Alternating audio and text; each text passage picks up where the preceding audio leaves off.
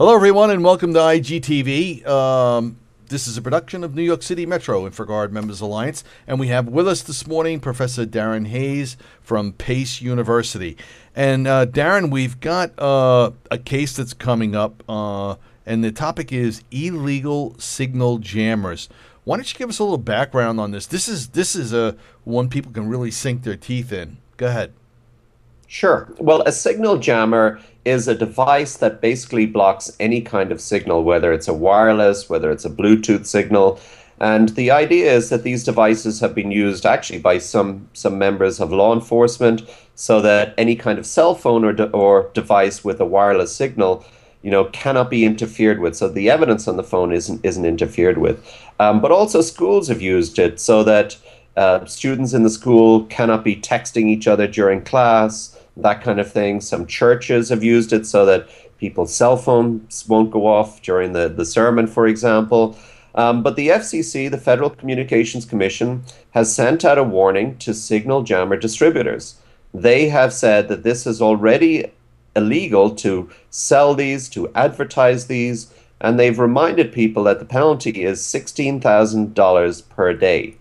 But what's interesting is that you type in signal jammer and search engines are still displaying signal jammer retailers. So if you go to the thesignalJammer.com and other websites, these signal jammers are still being advertised out there. The problem that the FCC and others have brought up is that if an organization uses these devices and they feel that they're using these for a legitimate reason, if there's a medical emergency, for example, in the area, then somebody close by can't call 911, EMS can't respond, and so it's putting people's lives in danger. That's really what the FCC is saying. Wow, this is a big case, and I didn't realize that actually when I first read through this. But I think you're probably right. If you do a search out there, I'll have to take a more careful look when I look at the search later on to see if those are U.S. companies or whether they are, just distributors here in the U.S. advertising foreign products or things of that nature, or maybe a foreign distributor based here in the U.S. That should be very, very interesting. And you hit a good point there. Probably law enforcement and many others with legitimate purposes for this.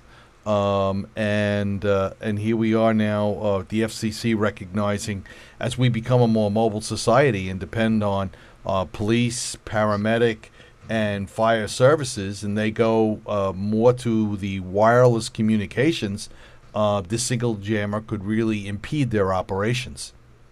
Absolutely, absolutely. It's important, and it'll be interesting to see if they really do crack down because they are being advertised out there still.